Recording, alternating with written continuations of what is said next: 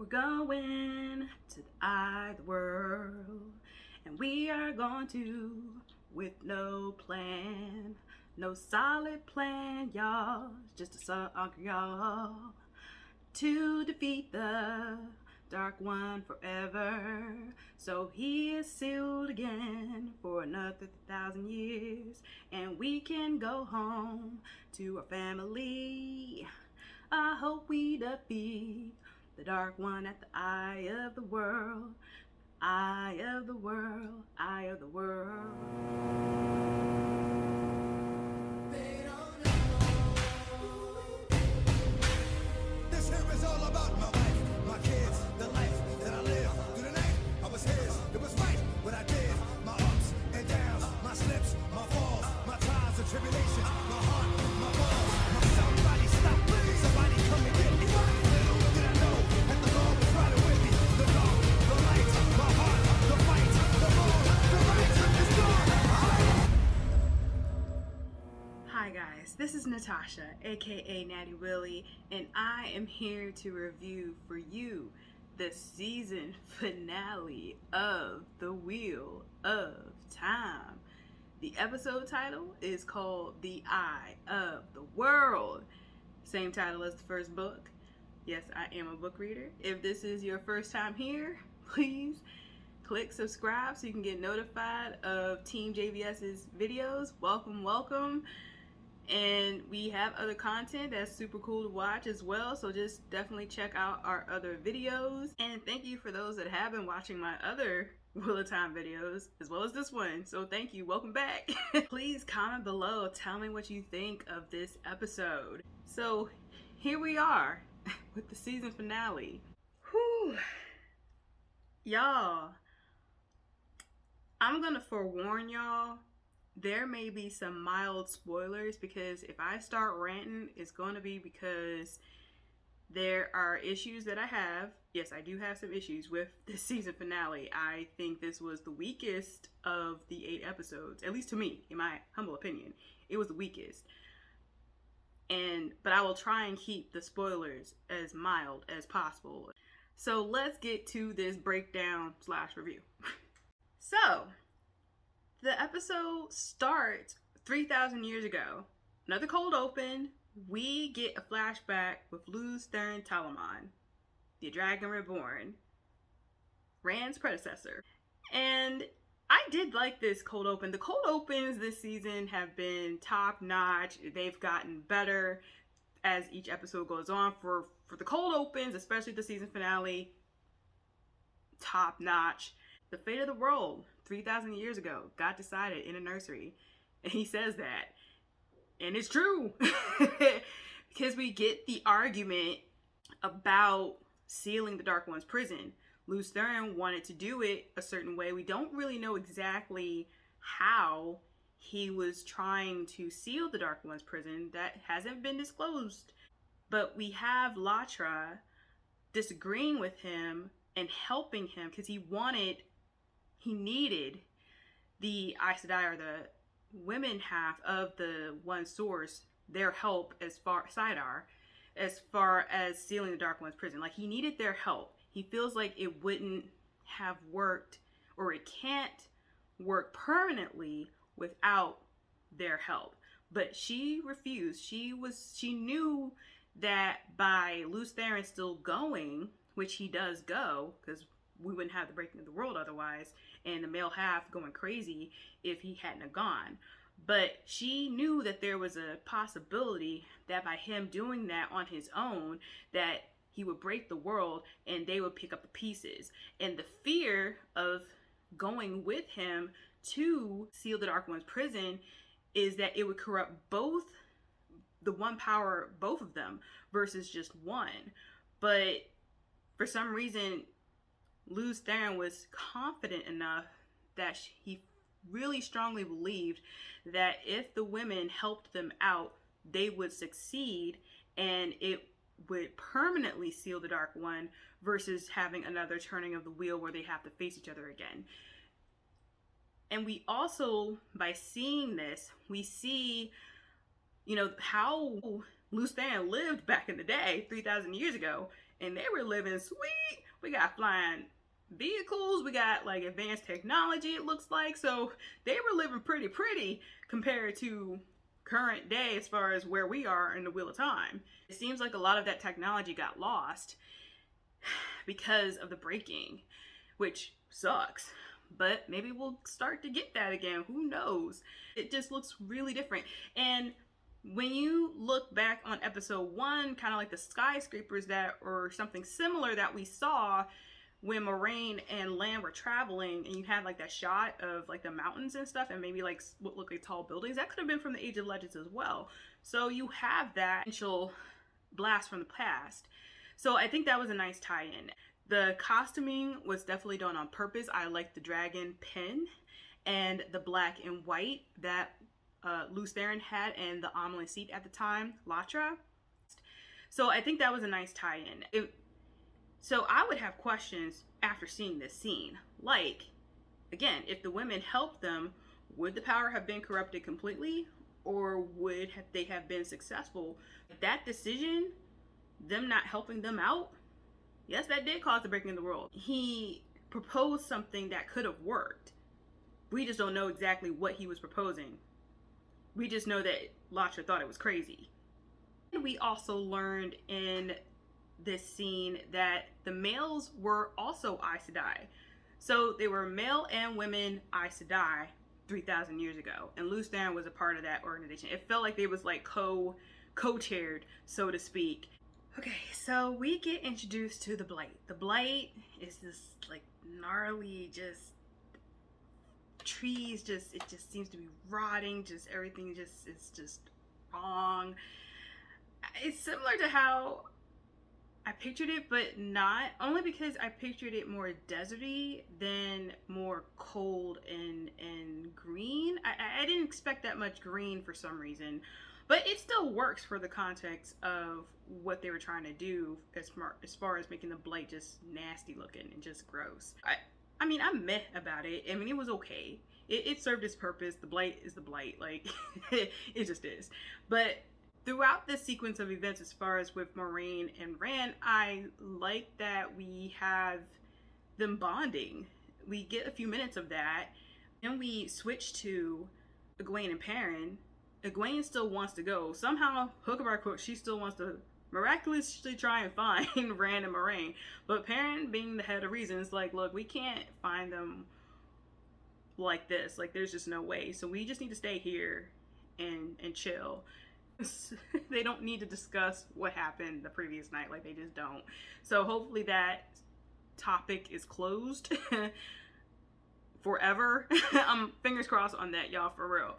But I'm glad we had that scene, because again, it just showed again their friendship. Then we have Nynaeve, or Nynaeve, tells Lan pretty much how to find Moiraine. She gives him her tell, or Moraine's tell, so he can go off and find them, because he's the best chance of finding them and trying to help out so Rand can come back to her. Because again, Nynaeve doesn't want to lose anyone else. So she trusts him enough to do that. And they have a tender moment, and he says some lines that people probably have been waiting for as far as in the books. He says similar lines, and of course Daniel Henney killed it, so hell yeah. It's Nynaeve. Like, what? It's heartbreaking, y'all, because it's like they may not see each other again. Y'all, I couldn't get a kiss like for the road. Like, y'all couldn't kiss again. Like, I wanted another kiss. Like, come on, man. Come on, Egwene and Rand managed to get more than one kiss throughout this season. Can we get another one, especially if it's like a kiss of goodbye? I mean, yes, he had that lovely speech, but can we get a kiss? I would have wanted a kiss. No fair. At least they're alive at the end of the episode. Although that, I'm gonna get into that later. So we still have more bonding moments with Moiraine and Rand. He's like, okay, what's the plan? Moiraine gives him the sangreal. We get introduced to the concept of a sangreal. But first, we finally have a face to the Dark One. Hey, what's up? Hey, how you doing? And he seems to recognize at least the soul of Lews Therin, because he sees Lews Therin, but in a different body. Of course, because it's Rand. Rand is his own person. So he's like, okay, so what's the plan, bruh? How you gonna defeat me? You just brought an Aes Sedai. She weak as fuck. And you just gonna, what you doing? I was like, he was just so casual with it. I loved that. And of course, again, his costume is black and white. I definitely felt that tied into the 3,000 years ago. When he killed Moiraine in the dream, I was like, what the that was my first WTF moment of the episode, y'all. I was like, wait, what you doing? And then you had that sense of deja vu when Rand woke himself up by stabbing himself. Just the look when he was like, what the fuck? I had to crack up. Oh man. And then Moiraine was being cute by not saying anything when she just let Rand talk about him thinking that she wanted it to be Egwene. Moiraine ain't say shit. Because you know, by her not saying anything, because you know she can't lie, she really thought it was him. So she must have suspected way longer than Rand even realized. So yeah, that scene was awesome. I just loved that sequence of moments there. It was very nice. I did like that. Of the parts of the episode that I liked, I definitely liked that. And we have Nynaeve and Egwene. Nynaeve can't listen to the wind like she used to before she started using the one power, even though, and I think this is part of her struggle, because right now the only time she really uses the power is when she's really emotional and she just has this burst of power. And whereas with Egwene, she slowly but surely has started using the power, but she can still listen to the wind. And so she notices that the same sounds that she was hearing at Beltane night is the same that she's hearing now. And then we find out later that there's a major raid that's almost on top of them. It's thousands and thousands of Trollocs. But I do think this was, again, a good contrast as far as Egwene and Nynaeve, and again, the power. They've been hinting at this throughout the series as far as how they're using it and their emotional tie to the power and just their process of using the one power. And I did like this scene, but I hopefully Nynaeve, again, now that she's come to terms that maybe she can become an Aes Sedai, at least for a chance to get with Lan, if anything else, at minimum, at least now she can start learning and controlling how to use the one power. I also think this was a good way of showing the insecurity that Nynaeve has about the one power. Yes, she bursts into power, but it's like she's losing a part of herself because of it at the same time. So I can see that being a struggle for her for future seasons, and I think this was a good setup for that, as well as what happens later to her. And I did find it interesting that the first thing that Rand instinctively goes to is his bow. He did that in episode 1, and I think that was a full circle move. Even though it was just a branch that fell down, that was his first instinct, to reach for his bow. And at the halfway point, we do get to see the Seven Towers of Markiel. So pretty much Lan's hometown or home country just really sucks. That made me sad a little bit. And this is where I think I'm going to be branching off separately here, because I want to focus on the Eye of the World, Rand's fight, and then what happens at Fal Dara or Tarwin's Gap separately instead of coherent, together, throughout the scenes. So let me focus on Rand and Eye of the World and his confrontation with the Dark One. So we reach the Eye of the World. So Moiraine, what you're telling me is that records of the Eye of the World, about it anyway, was burnt by Dark Friends in the White Tower. If records were burnt, how do you know about the Eye of the World other than in dreams? I am confused. But Dark Friends in the White Tower. That's an interesting tidbit, Moiraine. Just saying. I did like that the eye was shaped like a wheel, and we have the yin yang symbol that we've been seeing throughout the season in different parts. And we see Rand kind of having a flashback of himself as Lews Therin facing who is supposedly the Dark One. And the Dark One is, again, wearing black and white. But, and you see from that vision that that Lews Therin is embracing the Source, and he looks surprised. It just seemed like there's a conversation that's happening in that brief glimpse of a flashback that we're not aware of. Moiraine is thinking, okay, is this madness or is this an actual memory? And this is where madness and memory kind of like merge a little bit, because this isn't really mad, because Rand has been channeling a few times, and madness is of course a worry.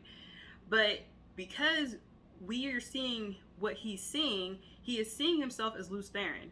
Lews Therin is the person that we did see 3,000 years ago. So from that aspect of it, it seems to be more and more prevalent that it's him. It's definitely him. And I think Moiraine is thinking about this, and the fact that this man, supposedly the Dark One, is the one that's fighting Lews Therin, or at least how Rand's describing it. Again, that's definitely foreshadowing for later. And the actual vision that Rand sees is, of course, him wanting the life that he wanted back in episode 1. A life with Egwene, they're married, they have a kid. And I think this is Min's vision, what she saw with the baby that Rand was holding. And then the Dark One gets Rand to channel. So he's like, okay, this is, if you want this, we can get it. You just gotta channel the one power. And I will give Rand credit for being suspicious, but it just seemed interesting to me that this really vivid dream, again, this is why dreams have power, the vision was so real that even with Egwene, talking about a situation that only she would know about, to convince him that this was real, and then when Dark One kind of like cuts her throat, so it looks, again, she's still, but yeah, and just that pause of the dream, it was very vivid and very, I think, well done. And Rand embracing the Swords consciously for the first time, and then channeling, and then him remembering the song, so then when he faces the Dark One, he can, burst him from existence. So the conversation that they have, and the temptation, and it was very Messiah-esque, or allegory, Jesus and the devil tempting light and dark. Again, that was a very nice way of showing us Rand's struggle, or his first test, so to speak, as the Dragon Reborn. And I think he passed for the most part, but I think also he definitely played into the Dark One's hands, because part of the seal is gone. Like, we later find out with Moiraine that what is sealing the Dark One's prison is Quendiar. And Quendiar is like this heartstone that was used to seal it, and now it's cracked. So even though Rand supposedly defeated the Dark One, did he really? Because we have a crack. That is the Dark One's prison, after all. Wouldn't that stay sealed if Rand defeated the Dark One? And when Rand, channels and defeats him, he smiles. So what was that smile about? Does that mean that he got what he wanted from that confrontation? We just don't know for sure. We may find out later. The scene that really freaked me out again, and this was foreshadowing from earlier about this Dark One defeating Moiraine, or killing Moiraine in a sense. He shields her. As he's, tempting Rand, he confronts Moiraine. And Moiraine, she tries, but what confused me was the fact that she embraced the Source. She pricks at him, or she points knives or ice or knives at him, and she doesn't do anything. Like, she didn't kill him right then and there. And maybe was it because she was hoping that Rand would wake up immediately? Like, I wasn't understanding that move. Like, if she can help him defeat the Dark One, why would you hesitate? That didn't make sense to me. But then immediately he shields her. Did he still her, or did he shield and cut off or tie the shield? That is a concept I think we just got introduced. I'm not 100% sure. It's kind of iffy for me, but this was very different, y'all. Like, that, I was not expecting this at all. This was definitely another WTF moment for me. Yes, they gave a hint of something similar happening, or something happening to Moiraine by the dream, but to see it happen this way, because this has story implications, that's whoa. I'm still reeling from this, and this is, I think, tying into Min's vision of her being Moiraine's downfall. I think this was, in a way, Moiraine's downfall. She does not have access to power now. She can't channel. And unfortunately, because she masked the bond with Lan, they can't even talk to each other. Like, there's just nothing there. Like, she can't. And that makes you realize that the bond is tied to the power in some way, shape, or form. I'm leaning towards him shielding her in such a way that he ties it off. And not in a way that, and not who I was expecting. Come on. Without saying too much. But yeah, that threw me off. But I will give Moiraine this. Even though she was cut off from the one power, she was like, oh yeah, oh, you think you're gonna tempt my boy to the Dark One? Not today, sir. I'm ready to kill. I'm ready to kill. Because what we're not going to do is have you being released in this world. And I got to do what I got to do. So I will give Moiraine that, even though it's kind of like, oh, she doesn't want to. You know she doesn't want to, because she's been holding off as long as possible. And so that worked in her favor, because, of course, Rand, got it together and was able to do what he needed to do. But this next part, after the defeat of the Dark One, Rand leaving, I felt like that was a little too soon. I don't know how that'll work. And another thing I didn't really like is the fact that the Dark One pretty much taught Rand how to use the Void. I think he kind of has it a little bit when he was practicing his archery, but you're hearing him using the Void, which is what the Dark One was describing, to access the One power. And that part I was hoping another character would do, but unfortunately that didn't happen. We got what we got. The confrontation with the Eye of the World, I like this slightly better, even though I have my issues with it, because, and I'm not as gripey about this as I probably could be. I'm definitely griping about stuff, the other parts, but this one I'm not as gripey about, because I think this, condensing this and separating the characters the way that they did, having Moiraine and Rand have that bond moment that they've kind of actually been building from Eye of the World onward, but we actually get to see one-on-one time with them without the influence of everyone else, like talking or, having conversations. They have their alone time, which I did like and appreciated. And hopefully that sets that up for later throughout Rand's journey. And with Moiraine and Lan, that definitely creates an issue. I don't I'm out the loop. And again, what was throwing me off and made me a little bit gripey is Rand he's from the Two Rivers. He hasn't traveled that often outside of the Two Rivers. I guess he may know how to navigate just a little bit, but he hasn't traveled super far from home before. This is like the first road trip he's been on. Where are you going, Rand? I'm confused. Do you know where? Do you know from where you are, where are you going? Okay, so Torrhen's Gap / defending Fal Dara, Paladin Thane, all that jazz. This was a hot mess. There are so many things wrong with this, but I'm conflicted, because there were some, I understand some of the foreshadowing that was done here and what is set up for season 2, like I do, but I got issues. Major issues.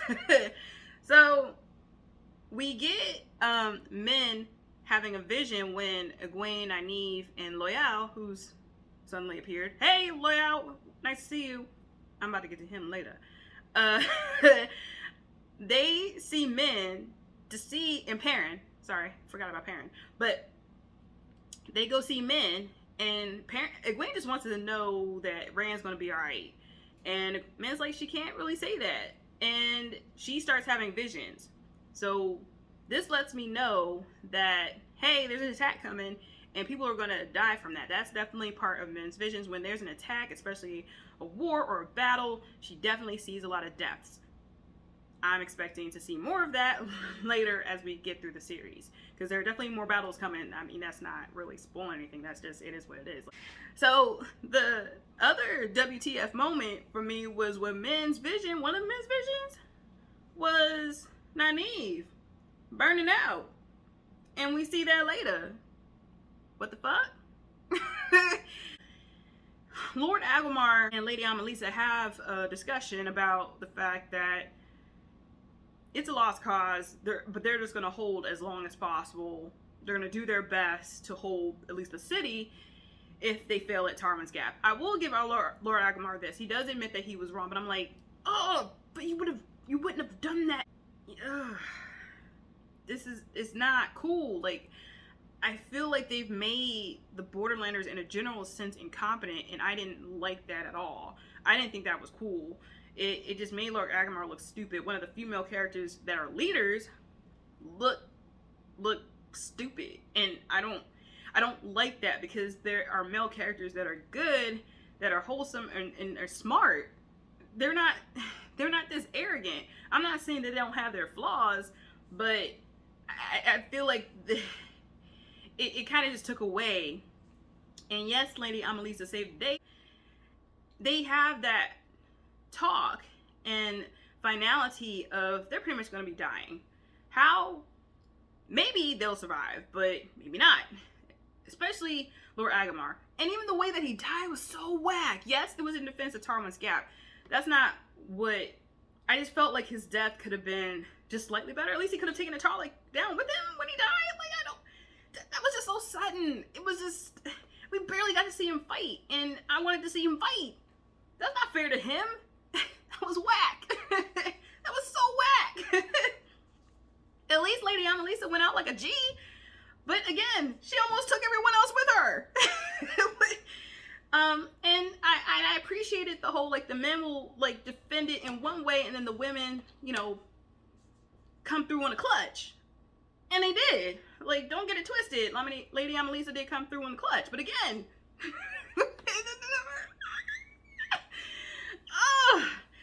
And I will give Lord Agelmar this. He did mention, okay, we have dark friends among us, so we need to make sure our, you know, borders are closed, what have you. We need to make sure everyone gets out. Men does go with everyone else, as, you know, they're escorting people out of the city. And it wouldn't have been safe for her anyway. So, hey, man, we'll probably see you again, sweetie. So, sign off for now. Egwene, Nynaeve, and Perrin, they wound up staying because of course they want to find out what happens with Rand, Moiraine, and Lan.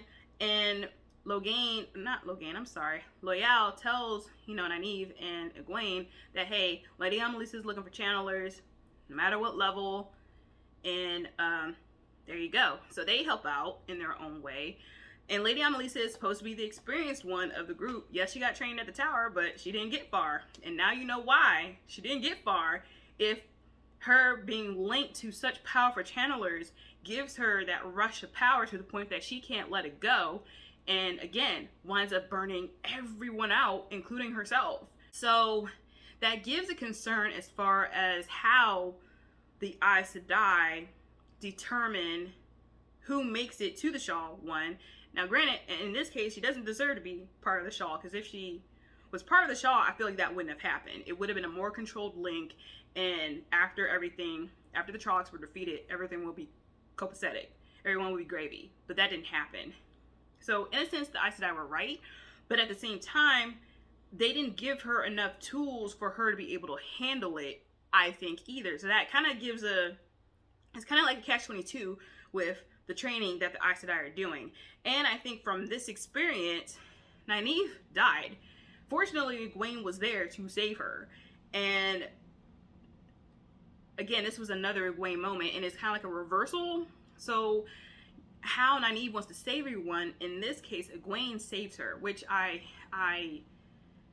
that helped Egwene as far as her insecurities, especially with what Masha and Shin was saying. And I think this is definitely going to, with Nynaeve, make her aversion to the power even worse. I think that's my prediction. I think that's one reason why they did it this way. But I also appreciated the build up to actually seeing a burnout, because we hear about the story of Manetheren. Queen Eldrine absorbs a lot of the one power, and then, you know, she burns herself out defending her Manetheren. Then we later see in episode 4 Leandrin almost burning herself out trying to shield Logain because he's a powerful channeler and that kind of a thing. And then we now see what actually happens when someone burns out. But in this case, we see it in a dramatic sense because of the linked women. And unfortunately, one of those linked women was Lan's armsman's wife. And that really sucked. That was super unfortunate. It just was.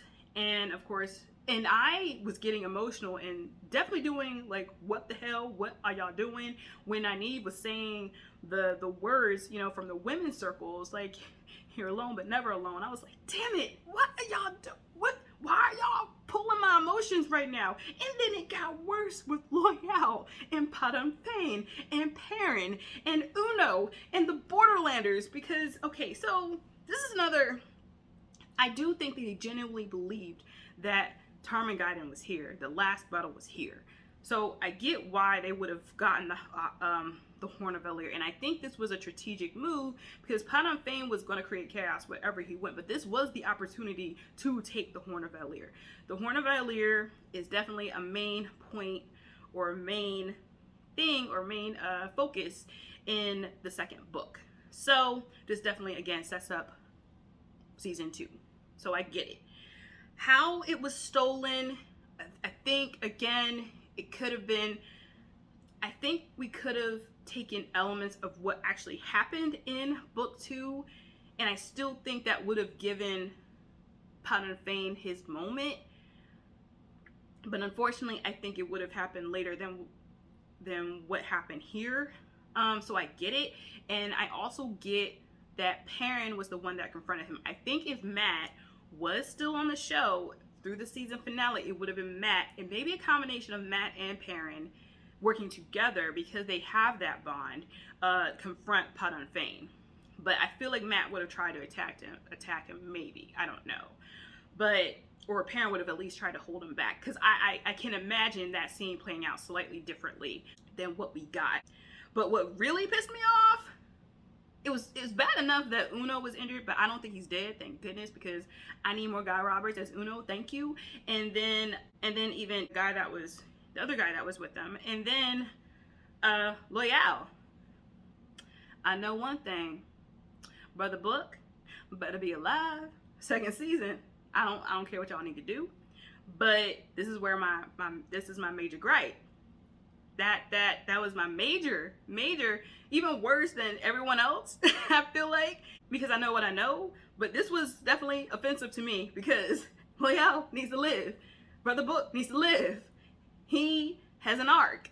I need to see that arc. If this makes him get to that arc, okay, fine. But I'm gonna need to see that arc, please. You can't introduce him like that and kill. Hopefully that wasn't a death blow. Like I said, he got stabbed by the dagger, and this is another plot point for me that hopefully we will get a flashback. And this is again why Matt leaving kind of effed things up, because the dagger, how did Padan Fain get the dagger? And remember when I said back in episode 6, okay, what happened to the dagger? How did Padan Fain get a hold of it? And what happened to Matt in between? We saw a brief glimpse of Matt going into Tarvalon, but what? I felt like that was reused footage. And that sucked because Padan Fain gave a speech. Yay, okay. But again, Loyal. And because we do need, based off of what we saw in the extras about the Ogier steading and the longing and, you know, going on adventures and stuff, we need to see more Ogier.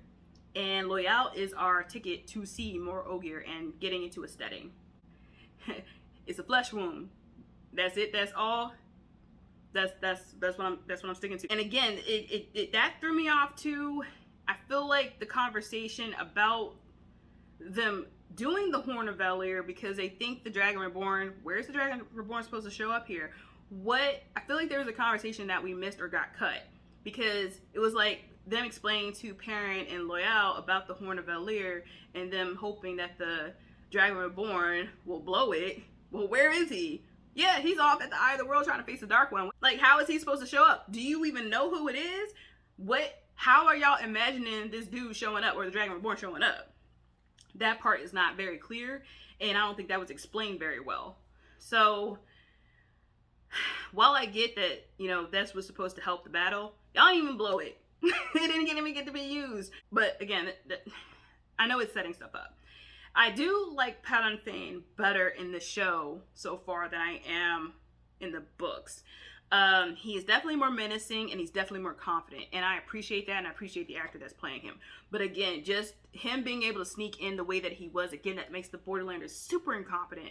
And they should not, especially when Lord Agamar mentioned, okay, there are dark friends among us. We need to close our ranks, so to speak. Even with the password that was given, especially given, why wasn't there like a little keyhole thing that you could look through and see, oh, who are you? I don't know you. I get you know the password, but you look like a merchant. I don't trust you. Bye. Like that's what should have happened. They should not have been able to open the door and be like, oh, what's up? It again, incompetence. Like, no. So did they kill all the women too? We didn't even get the chance to see the women fight other than to lay down Melissa. Boo hoo. And then did y'all manage to close the ways? Did y'all get around to doing that before the attack? Huh? Another potential plot hole? I'm just so what's going to happen now that Lady Amelisa and Lord Agamar are dead? Is Moiraine going to go back and be like, hi? Are there going to be other lords and ladies that come to Fal Dara or even meet people at Shinar in season 2? These are questions that I have. Potential plot points. Are we potential plot holes? What are we doing? Oh, and the Fades that were with Fane, why weren't their cloaks longer? I feel like when they were walking away, they were not floaty. They should have floated or at least glided because they move in the shadows. So, low. That looked way too human-esque for me, so that was whack too. So yeah, that's why this second half was a little bit, I wanted to like it, and again, I appreciated the setup, but nah, it wasn't doing it for me. Overall, it wasn't doing it for me. Who they potentially injured and why we're trying to kill Tiberin. Oh, and the explanation of Tiberin. But I do appreciate that it is confirmed again that Rand is the Dragon Reborn through this episode. This was definitely confirmation. And I can see how last week it would have been a little bit doubtful just because Machin said so, kind of a thing. So I get it. But this definitely confirms Rand is Dragon Reborn, y'all. So, but at least it does give everyone a sense that everyone else still has a part to play. That's why they're still alive. Okay, so the tail end of this episode is definitely another setup for season 2. Now we know what Magan was mentioning. That's why she mentioned that ships were disappearing back in episode 6. These group of people with apparently women that can channel, and they're using that channeling as a weapon, so they are definitely not Aes Sedai. Who are they? And they're making tidal waves. They're like, F y'all, we're invading. And I like the music. Again, Lorna Balfi killed it with the theme music for this group of people, and they are definitely featured. They're probably going to be featured in season 2 and beyond. Similar to how they are in the books. That their intro is definitely memorable, and how the women that are channeling covered and they have like a mouthpiece, and then there's like a collar or like that's smart, very smart. And I'm definitely going to need to do a spoiler.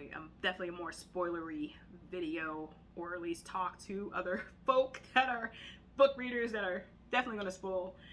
I need to do something. Hopefully I can. But thanks guys for watching my review breakdown.